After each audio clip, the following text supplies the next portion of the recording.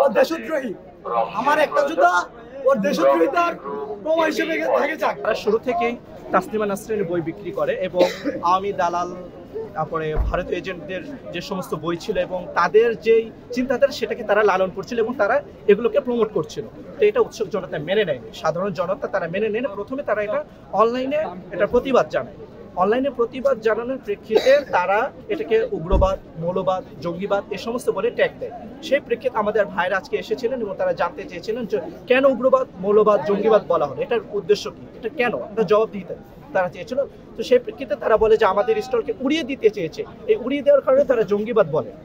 তো তখন আমাদের ভাই বলেন যে এটা তো যৌক্তিক, আমরা মুজিববাদকে পছন্দ করি না বিধায় আমরা ধানমন্ডি 32কে আমরা করিয়ে দিয়েছি, সুতরাং এখানে এই সমস্ত বই তো থাকবে না। তাসলিমা নাসরিন সে তো একদম শুরু থেকেই আওয়ামী দোসর ছিল এবং ভারতে একজন এজেন্ট হিসেবে কাজ করে, তো সেক্ষেত্রে আমরা তো এগুলো মানব না। এই কথা বলার সময় সে পুলিশ সেখানে ছিল, পুলিশের সামনে সে আমাদের এক ভাইয়ের গায়ে হাত তোলে এবং সে ওই স্পটে সে জয় বাংলা বলে স্লোগান দেয়, জয় বাংলা জয় বঙ্গবন্ধু বলে স্লোগান দেয়। তখনই এরকম একটা হট্টগোল এবং পরিস্থিতির সৃষ্টি হয় এবং এই পরিস্থিতি সৃষ্টির জন্য তারাই দায়ী। শুনেন, আমার অনুমান দিয়ে আমার একটা জুতা হারাইছে, হ্যাঁ, আরেকটা জুতা ঝুলে দিচ্ছে, ওর শাস্তি হচ্ছে ও দেশদ্রোহী।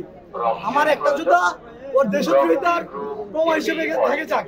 ও আমার দেশে দাঁড়িয়ে 2000+ রক্তাক্ত ভাই, আমাদের শহীদ ভাইদের রক্তের উপর দাঁড়িয়ে ও জয় বাংলা জয় বঙ্গবন্ধু স্লোগান দিচ্ছে। এর পরিপ্রেক্ষিতে আমরা ওকে দেশদ্রোহী ট্যাগ দিয়ে আমরা ওর স্টোরের সামনে আমার একটা জুতা ছিঁড়ে গেছে, আরেকটা জুতা টাঙিয়ে দিলাম। এই জুতা খুলবে না, 28শে ফেব্রুয়ারি পর্যন্ত সবাই দেখবে। এই দেশকে নিয়ে যারা ষড়যন্ত্র করে, ভারতের হয়ে যারা এই দেশকে নিয়ে দালালি করে, সব দালালের এই একই অবস্থা হবে ভাই। ঠিক আছে ভাই, আমরা সবাই বৈষম্য বিরোধী ছাত্র আন্দোলনের স্পিডকে ধরে রাখবো। আমার ভাইদের উপর যদি মব জাস্টিস আছে, সে মব জাস্টিসকে আমরা প্রতিরোধ করব এবং প্রশাসনের যে ভূমিকা এটা ছিল খুব একদম প্রশ্নবিদ্ধ ভাই, উইকনেস বেশি ভাই একদম। তাসলিমা নাসরিন হচ্ছে আওয়ামী লীগের দোসর, আওয়ামী লীগের দালাল। তো উনি প্রকাশক তাসলিমা নাসরিনের হয়ে লড়বেন, আর তাসলিমা নাসরিন আওয়ামী লীগের পক্ষে কথা বলছে। তার মানে কি বোঝা যাইতেছে যে সেও আওয়ামী লীগের পক্ষ নিয়ে কথা বলতেছে, সেও আওয়ামী লীগের পক্ষ নিয়ে সেও লড়বে। তো সেই ক্ষেত্রে আমজনতা, ছাত্র যারা আছেন তারা একজোট হয়ে এটার বিরুদ্ধে অবস্থান নিয়েছেন। আলহামদুলিল্লাহ বর্তমানে তিনি পুলিশ হেফাজতে আছেন। আশা করব এর যথাযথ ব্যবস্থা নেওয়া হোক এবং এই স্টকটাকে চিরতরে বন্ধ করে দেওয়া হোক।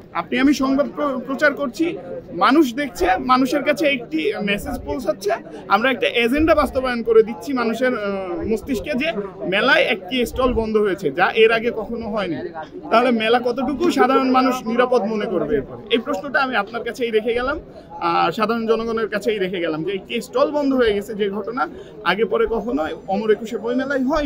অমর একুশে বইমেলা 2025-এ এসে একটি স্টল বন্ধ যখন হয়েছে, তখন অমর একুশে বইমেলা সাধারণ জনগণের জন্য কতটুকু নিরাপদ, এটা মানুষ কি মনে করবে আপনি বলেন, আপনি নিজেই বলেন।